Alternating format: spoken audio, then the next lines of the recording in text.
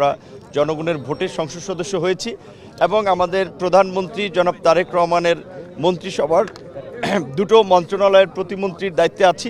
এই জন্য তারেক রহমানের প্রতি আমার কৃতজ্ঞতা এবং ধন্যবাদ যে গুরুত্বপূর্ণ দুটো মন্ত্রণালয় শ্রম কর্মসংস্থান এবং প্রবাসী কল্যাণ ও বৈদেশিক কর্মসংস্থান বিষয়ক দুটো মন্ত্রণালয়ের প্রতিমন্ত্রী হিসেবে দায়িত্ব দিয়েছেন।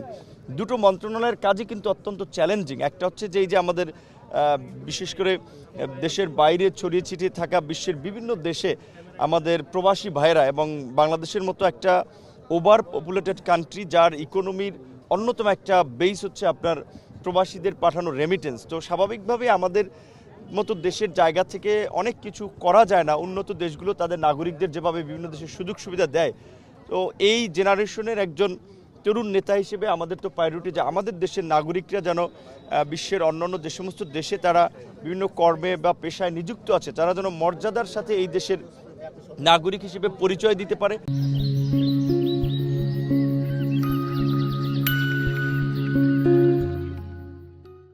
এবং কর্মক্ষেত্র সহ বিভিন্ন ক্ষেত্রে তারা যে ধরনের অসুবিধা প্রতিবন্ধকতার শিকার হয় সেটা দূর করা। দ্বিতীয়ত আমাদের দেশে আপনার বিশেষ করে বাইরে দেশে যেতে বিশেষ করে যারা বিভিন্ন পেশায় যান যতটা ব্যয় হয় এটা বোধহয় পৃথিবীর কোনো দেশে কিন্তু এত ব্যয় এবং এত খরচ হয় না। এই বিষয়টা জিজ্ঞেস করতে চাচ্ছিলাম যে নূর ভাই এই বিষয়টা নিয়ে ইতিমধ্যে দুদক থেকে শুরু করে সরকারের অনেক দপ্তর যে ব্যয়ের বিষয় নিয়ে অনেকের বিরুদ্ধে 100-র উপর প্রতিষ্ঠানের বিরুদ্ধে মামলা। আমি এইটুকু সকল বিষয় নিয়ে আপনারা দুর্নীতি মোকাবেলাটা কিভাবে করবেন আসলে? আমি এটুকু বলতে পারি যে বিগত দিনগুলোতে যেভাবে অতিরিক্ত খরচ হয়েছে আমরা যতটুকু পারি অবশ্যই নিচে নামিয়ে আনবো। কারণ এটা তো আমার রাজপথের আন্দোলন সংগ্রাম প্রেস ক্লাবে দাঁড়িয়ে বক্তব্য থেকে শুরু করে সভা সেমিনার আমরা বলেছি যে এই প্রবাসে শ্রমিক পাঠাতে ব্যয় কমিয়ে আনতে হবে এবং নানান ধরনের যে সিন্ডিকেট আছে সেগুলো ভেঙে তাদের সহজ সেবা নিশ্চিত করতে হবে। এটা আমাদের একটা বলতে পারেন যে প্রায়োরিটি আছে, কারণ আমার তো শেষ পর্যন্ত মানুষের কাছে যেতে হবে আবার এই দায়িত্ব শেষে। এছাড়া ধরেন আপনি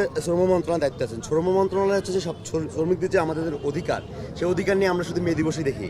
সে সকল বিষয় নিয়ে আসলে সারা বছর অধিকার আদায়ের জন্য বা বেতন মজুর নিশ্চিত করার জন্য আপনাদের আসলে কোনো পরিকল্পনা আছে কিনা? দেখেন, আমার কথাটা শুরুর দিকে অনেক কিছু বলা ঠিক হবে না। এখন আমি মন্ত্রণালয় যেহেতু ঢুকি নাই, আজকে আমরা স্মৃতিসৌধে শ্রদ্ধা নিবেদন এবং আমাদের সাবেক প্রধানমন্ত্রী বেগম খালেদা জিয়া, সাবেক রাষ্ট্রপতি শহীদ প্রেসিডেন্ট জিয়াউর রহমানের মাঝারে শ্রদ্ধা নিবেদনের মধ্যে দিয়ে আমরা মন্ত্রণালয়ে যাচ্ছি। এখানে মন্ত্রণালয় যেহেতু যাইনি, মন্ত্রণালয়ে ঢুকলে অনেক কথা বলতে পারবো না। বাইরে থেকে এখন একটা কথা বলে যেতে পারি যে স্বাভাবিকভাবে এটা কিন্তু আমাদের সবাইকে বুঝতে হবে, বাংলাদেশের মতো একটা ওভার পপুলেটেড কান্ট্রি যার রিসোর্স লিমিটেড,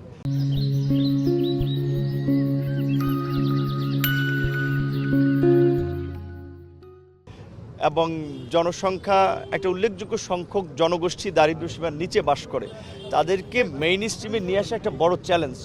সেই আপনার দারিদ্র্যসীমার নিচে যারা বাস করে তাদের ম্যাক্সিমামই একেবারেই বিভিন্ন শ্রমের সাথে সরাসরি যুক্ত। তো স্বাভাবিকভাবেই তাদের শুধু ন্যূনতম আপনার মজুরি নিশ্চিত করলে হবে না। আমাদের সরকার যেটা বলেছে যে তাদের আপনার ফ্যামিলির সাপোর্টের জন্য যে ফ্যামিলি কার্ডের কথা বলেছে, পাশাপাশি তাদের স্বাস্থ্য সুরক্ষার জন্য আমি যতদূর জানি যে আমাদের মাননীয় প্রধানমন্ত্রী ওনার একটা চিন্তাভাবনা আছে স্বাস্থ্য কার্ড দেওয়া। এই ওভার পপুলেটেড কান্ট্রি এই জনগোষ্ঠীকে সুস্থ দক্ষ জনসম্পদ হিসেবে গড়ে তুলতে তাদেরকে আগে কিন্তু স্বাস্থ্য সুরক্ষাও দিতে হবে।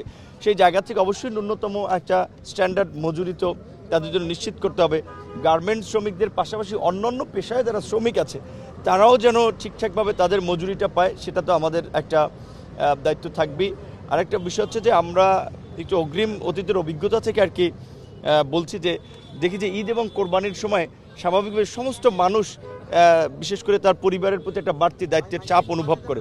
সেখানে দেখা যায় বিশেষ করে আমাদের অনেক আপনার শিল্প কলকারখানা ঠিকঠাক মতো বেতন দিতে পারে না, তখন কি করে বাধ্য হয়ে শ্রমিকরা কিন্তু রাস্তায় নেমে আসে। তো এখন আমরা দায়িত্ব নিয়েছি এই রোজার একেবারে একদিন আগে, সামনে কিন্তু আমাদের এই যে একটা বড় কষ্টের জায়গা আছে, আমরা জানি না কতটুকু ডিল করতে পারবো। তো আমরা আজকে প্রথম দায়িত্ব গ্রহণের এখানেই আমরা সকলকে অনুরোধ করব যে যার যার স্ব প্রতিষ্ঠান শিল্প কলকারখানা আপনারা এখন থেকে প্রস্তুতি নেবেন যে শ্রমিকদের এই বেতন ভাতার যেন এই বিষয়টা নিরসন করা যায়। এখন থেকে যদি প্রস্তুতি নেন সেক্ষেত্রে আশা করি অনেকখানি কাভার দিতে পারবেন, আমরাও সরকারের জায়গা থেকে সহযোগিতা করব। কিন্তু একটা বিষয় কিন্তু আমাদের সরকারের জন্য একটা বড় চ্যালেঞ্জ এবং একটা বড় দায়িত্ব আছে, সেটা হচ্ছে যে ইন্টারিম গভর্নমেন্টের সময় মানুষ কিন্তু স্বস্তিতে ঈদটা যাত্রা এবং ঈদের সময় করতে পেরেছিল। কাজেই সেটা কিন্তু ধারাবাহিকতা আমাদেরকে রক্ষা করতে হবে। এখন একটা ইলেকটেড গভর্নমেন্ট, আমাদের প্রতি জনগণের এত সমর্থন, এত ল্যান্ডস্লাইড ভিক্টরি ম্যান্ডেট, তো এটা তো আমরা পুরো সরকার কাজ করব এবং আমরা সকলের কাছে সহযোগিতা চাই। আমাদেরকে যেভাবে আন্দোলন সংগ্রামে সহযোগিতা করেছেন এবং একটা গণ অভ্যুত্থান ঘটিয়েছেন, এখানে কোনো নির্দিষ্ট দল ব্যক্তির লিডারশিপ না, জনগণের স্বতঃস্ফূর্ত লিডারশিপে।